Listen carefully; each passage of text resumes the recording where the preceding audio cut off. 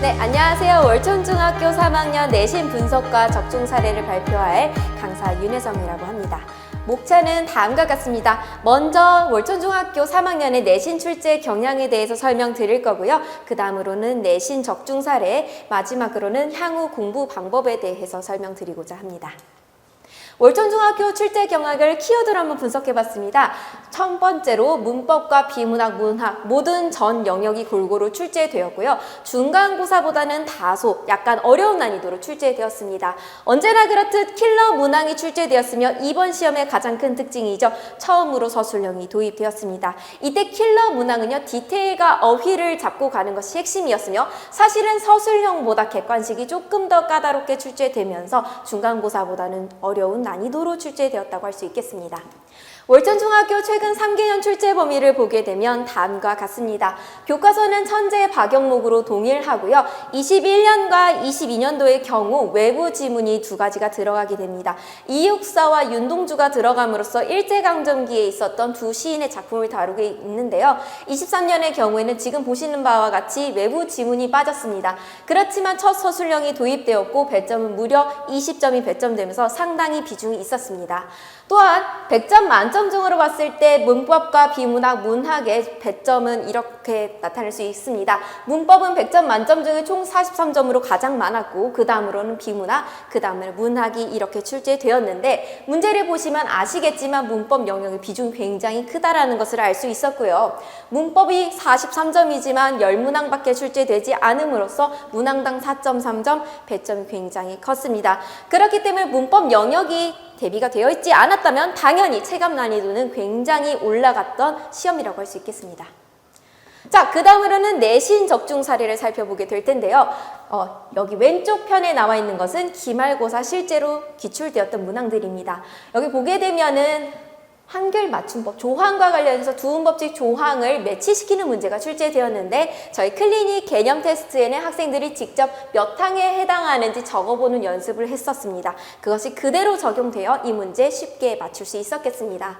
다음으로 넘어가게 되면 사실은 발문, 문제가 요구하는 사항이 사실은 좀 까다로웠던 문제입니다. 적절하지 않은 것을 고르시오를 넘어가서요, 적절하지 않은 것을 있는 대로 모두 고르시오라는 상당히 고난도의 문제였는데 킬러 문제는 바로 이 마희였습니다.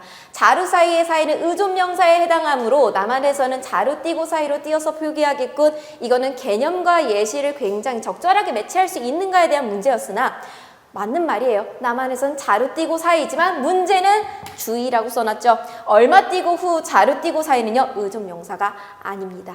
명사와 명사의 띄어쓰기라서 굉장히 개념이 혼재되고 어려운 문항이었는데요. 직전 보강 자료에 그대로 주의까지 박아놔서 적중을 함으로써 이 킬러 문항 피해갈 수 있었습니다. 지금 보시는 이 문제는요, 월천 스타일의 킬러 문항 그 자체라고 할 수 있겠습니다. 월천중학교의 경우에는 가와 나의 두 글이 비문학이 등장하게 되면 서로 비교를 하면서 디테일을 꽉 잡고 갈 수 있었어야 했는데요. 이 5번 문항이 정답인 동시에 상당히 좀 까다로웠던 문제였습니다. 먼저 가 본문을 보게 되면 알 권리나 표현의 자유만큼이나 중요하다라고 하면서 서로 충돌할 수 있는 권리라는 것을 제가 자체 교재에 적어 두었고요. 그것이 본문 나에 이어지면서 그대로 알 권리와 표현의 자유로 연결되면 두 번째 근거에서는 제시한 근거를 활용하고 있다. 자체 교재를 통해서 이미 한번 언급했던 내용으로서 이 킬러 문항도 쉽게 피해갈 수 있었습니다. 다음으로 넘어가게 되면 문학 영역인데요. 문학 영역에서는 선지가 살짝 좀 까다롭게 출제되었습니다. 고달픈 몸으로 손님을 맞이하려는 나의 모습, 월천중학교가 상당히 이런 스타일을 굉장히 좋아하게 되는데요. 수식 관계를 한번 봅시다. 고달픈 몸으로 오는 것은요, 손님인가 나인가. 고달픈 몸으로 오는 것은 나라고 써놨지만 본문을 보게 되면 내가 말하는 손님은 고달픈 몸으로 온다고 얘기했다라고 하면서 손님이 고달픈 몸이다 라고 정리를 하는 자체 교재를 통해서도 이 문제 까다롭지만 피해갈 수 있었습니다. 마지막으로 기말고사에서의 마지막 4점 문제는요, 청포도시와 새로운길 시에 공통점으로 적절한 거, 직전 보강 자료에 그대로 상징적 소재 사용, 그대로 나오면서 문제 적중하면서 4점 쉽게 얻어갈 수 있었습니다. 그렇다면 어떻게 월천중학교를 대비해야 되는가? 월천 스타일의 킬러 문항에 항상 대비를 하셔야 되겠습니다. 발문을 반드시 파악하셔야 되는데요. 발문이란 출제자가 요구하는 바입니다. 상당히 다른 학교보다 까다롭게 출제되는 학교이므로 적절하지 않은 것을 모두 고르시와 같이 발문을 반드시 파악하셔야 되고요. 문장의 논리관계, 인과관계와 선후관계를 항상 파악할 수 있어야 됩니다. 또한 기본 개념 묻는 문항을 항상 출제하는 학교이므로 그 용어를 살짝 혼재해서 내는 경우가 많습니다. 배점은 상당히 낮게 출제되나 저번 중간고사에서도 오답률이 높았던 문항, 화자와 서술자라는 용어를 바꿔서 출제함으로써 아이들이 많이 틀렸는데요. 이런 식으로 선지의 디테일을 항상 파악하셔야 되겠고요. 개념과 예시의 정확한 연결, 특히 예시 매치 문제에서 개념을 혼재시키는 경우가 많으므로 이런 것들을 연습함으로써 킬러 문항에 대비해야겠습니다. 그렇다면 다음 시험을 어떻게 대비해야 하나? 출제 범위의 변동 가능성이 굉장히 낮기 때문에 문법 파트에 대한 공부가 필수입니다. 문법은 단순 암기가 아니에요. 반복하고 이해하고 나아가서 적용하는 것이 핵심이기 때문에 그것을 많은 연습을 통해서 원리를 깨우치는 것이 핵심이겠습니다. 그렇다면 시험에서 가져야 할 마음가짐이란 월천중학교의 경우 수업 시간에 다루지 않은 신문기사나 예시를 보기 지문을 많이 가져오는 편인데요. 이런 문제는 특성상 4점으로 배점될 확률이 굉장히 높습니다. 추론적 독해를 요구하는 부분이지만 차근히 접근하면 다 풀 수 있습니다. 가장 중요한 건 겁먹지 않는 우리의 마음입니다. 자, 그럼 마지막으로요, 내신 수업의 진행 방향에 대해서 설명드리고 마치도록 하겠습니다. 일단 수업 구성과 클리닉 구성, 직전 보강이 어떻게 이루어지는지 순차적으로 설명드리자면 주말에는 저희가 자체 교재를 제작한 걸로 수업을 나가게 됩니다. 학교 출판사 및 교과서 학습지 중심으로 강사가 직접 재편집을 하고요. 복습평가를 수업 전에 실시함으로써 전주차 내용에 대한 복습을 이루고 있습니다.